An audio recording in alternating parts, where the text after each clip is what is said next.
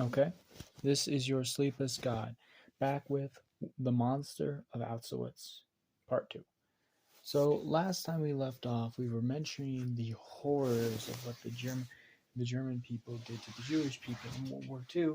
We were talking about how uh, that affected our main character, especially the gassings and the torture with his brother.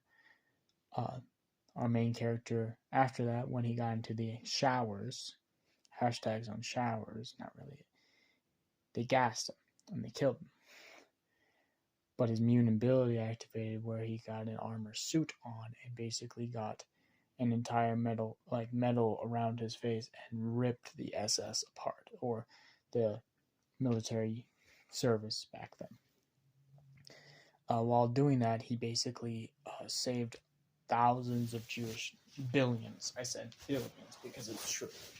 Billions of Jewish people from those encampments, and also made Germany surrender 2 years earlier, around 1943. Uh,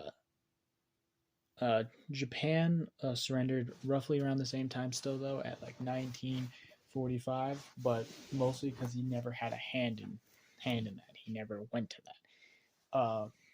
With that, the because of his mutation of waking up early, uh, more higher level mutations have been waking up. Uh, Also, with his two separate forms, his original form that you're seeing right now, and his second form, basically being a god of destruction, he sent Hitler and the rest of the horrors, the worst of the worst, down to his imagining of hell, and he let them burn. As he now went to the U.S. and opened a house for mutants, and his first three were Xavier, Magneto, who I just learned his name is Max. Max! Imagine the most strongest mutant in the world. His name is Max. Ooh, I love that. I love that. I kind of like that. And Mystique, who she likes the name Mystique. She actually prefers the name Mystique and nothing else. Uh, Now let's start that what if. Uh, Now this has been a couple weeks, so we have a couple more people. So we have uh, we don't uh, we don't have like what they have, the original X-Men have. They don't have like where they can search out people if they have mutant abilities and find them and grab them and do all that kind of stuff. uh Gabriel's going out by his own and searching the US for any awakened mutants, and there's definitely less, so he doesn't have to worry. But like he's like in newspapers, he's looking at like uh, governmental experiments and stuff like that. Was there any new encampments wake up? If there was, he has to bust in them, rip off some heads, and grab the mutants and get the fuck out. This is what different about uh, the our two kind of main characters. They with Xavier and Magneto, they're learned in two different sections, and because like Xavier in the original is all about peace. He wants peace around the world. He wants to be peace between mutant society and human society, but that's never going to really happen. Magneto knows that there's not going to be fully peace, but he knows he's better than not he doesn't know he doesn't say he's better than them, but he knows that he's because who else said they were better than a certain race and try to extinct them. Literally the people that he tried to fucking escape. So it doesn't make sense. He knows that he's never going to be a full peace between them. So he's like, hey, you try to attack me, I'm gonna rip your shit apart. That's the original comics. Now these are totally different. So they Magneto knows that war is definitely an option and should be on the table always, but it's not the final solution. It should not never be a final solution. If it is, you have a problem. And Xavier knows that, also know that peace is an option, but it should never be your final option. War should also, it should never, it's like, it's that same concept as like, you should never be a coward and always think peace is an option, but you never should be a warrior. You should never should be a berserker and always think blood is the option. You have to be down the middle. So these are what these two characters are with Gabriel giving them advice. Being like, giving them examples, talking with them. Because he's a great teacher. And same with Mystique. She knows, and all three of them know this, because they're their first pupils, that Gabriel doesn't fuck around.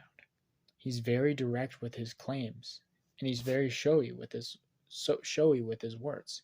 He explains that, yes, you are mutants, so you're going to be prosecuted. You're going to be looked down as monsters. As he looks over at Max, if I ever say Max, I mean Magneto, and he says, "You already felt that. You've already seen that. You've already seen those monsters. I have as well. You haven't yet. And when you do, it's monstrous. So guess what? We'll get you ready for those." And he trains them, in offensive and defensive, on both claims. So they're protecting people, protecting themselves, but also destroying. So like with Xavier, making them basically illusion. Like making their brains think they're somewhere else. Making their brains fog up and actually think they're displaced and not even there. With Magneto, his powers are super easy to cause offensive, but defensive, it's kind of hard. So what he does is he puts himself on the crossfire. He puts himself in the freaking middle and says it, and he grabs like a massive like metal thing. Most likely probably like an old World War II tank. And he lifts it up and he says, "I'm gonna crush myself." Magneto doesn't know that like he can survive this. He thinks he's a mutant. He doesn't know his mutant abilities. So he lifts up the old metal tank and he throws it up in the air and he says, "Catch it." And Magneto's like, "What?" And he says, "Catch the tank, Magneto." And it starts falling and falling. And it's close. Get out of the way. Catch it. You can do it. I trust you. Catch the tank. As it starts falling faster and faster, as it finally hits top falling speed, as he starts like he's putting in as much effort as he possibly can, as he finally stops it right when it hits his head. And he says, "Now, that's one way. Now, you're putting anger into that. You're putting rage. A little bit. Most of your attacks, you're putting in rage. You're yelling and you're ripping things apart. But now you put in fear, and you put in worry." As he grabs the tank from Magneto, as Magneto finally crumbles, as he holds the tank and he puts it somewhere else. As he walks up to Magneto and he says, "See, this is the power of love. You also must have it. Because if you don't have it, your friends and family are going to die. Because you must use the love of your people to have it and to use it to protect them." Also for defensive, because Xavier's quirk is very good defensive and offensive, but he pushes himself. Like, because he's like, "Break into my mind." He's like, "Okay. I can't. You didn't try. Break into it. Destroy it. Make my mind a crumbling mess." And that's the offensive.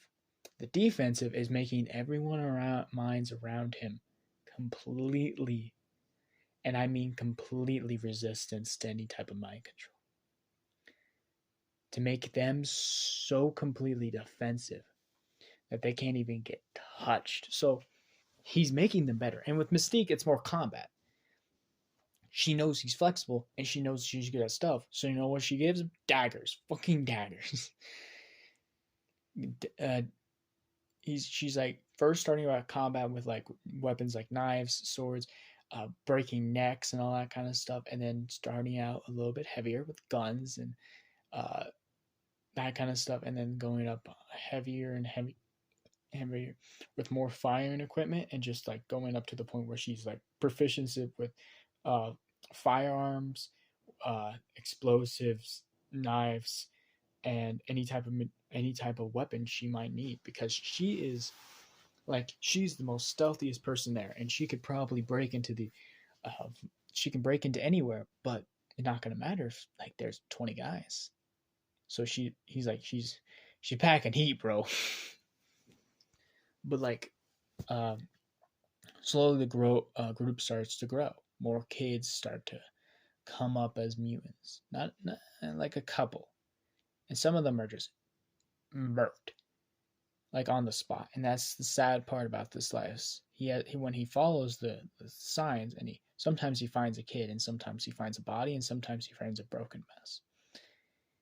And that's where he found Magneto as well, a broken mess. And he has a lot of the kids that he's talking to, like Mystique, and Mystique is fine. A little bit, she's been on the streets for a while, but she's fine. Xavier is perfectly fine. He had a rich family that just didn't want him anymore. He can handle that. He's smart. Magneto is broken because he had to deal with the horrors of seeing his mother die, and the horrors of what World War II was. So what he did, what Gabriel did, is start having one-on-one talks with these kids, basically therapy. And he actually got his doctorate in therapy and in adult and kids just for this reason. He has multiple doctorates in multiple sections: mathematics, science, social studies, therapy, and economics, and a bunch of other shit because of these children. He grows as a person because of these people. So when he starts talking to Magneto, he starts talking to him about the horrors, because he's experienced them too, incredibly as much as well. So like a lot of the children that they find, and even some of the adults that they find, come from sometimes the encampments, sometimes the armed forces, because they're stressing their body out so far that the mutant gene actually awakens in them to make them safe. So like they to live sometimes, to just survive, the mutant gene activates. So like some of these people are like 26, some of them are 12, some of them are 3. He finds 3-year-old mutants that but they start evening out the numbers. The average age of mutation is 15. Sometimes it's a little bit later, sometimes it's around 20 or 21, but the average age is 15.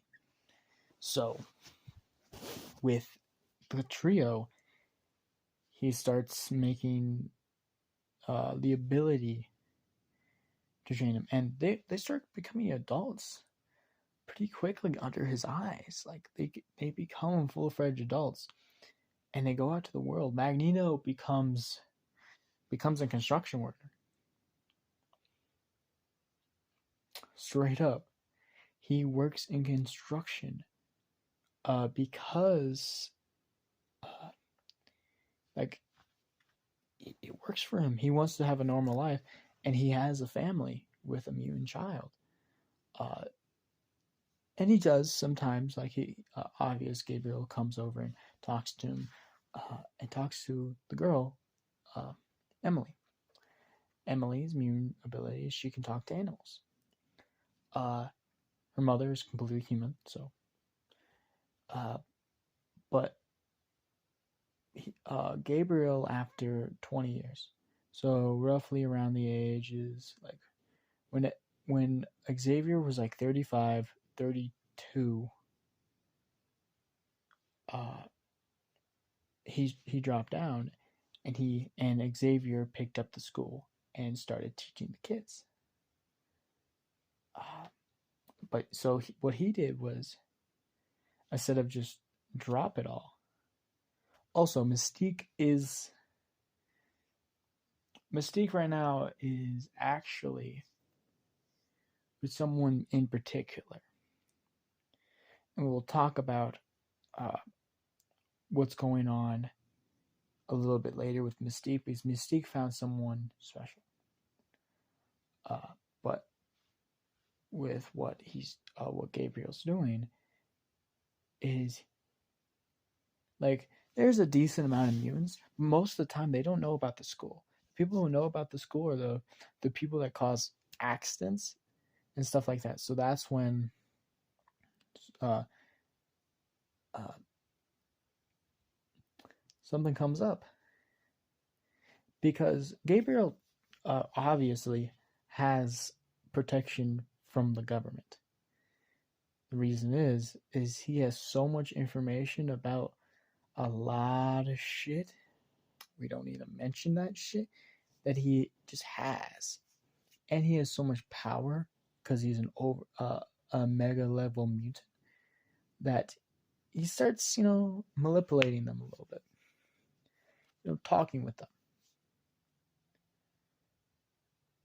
And an evil organization who are with mutants, or trying to make the best mutant kind, and who is an old friend of Gabriel's, let's say. A friend that survived but needs to be ripped apart, let's say, has just came up out of the shadows with immune ability of energy resorption. So, and he calls up Magneto, and when he says the guy's name, Magneto instantly drops everything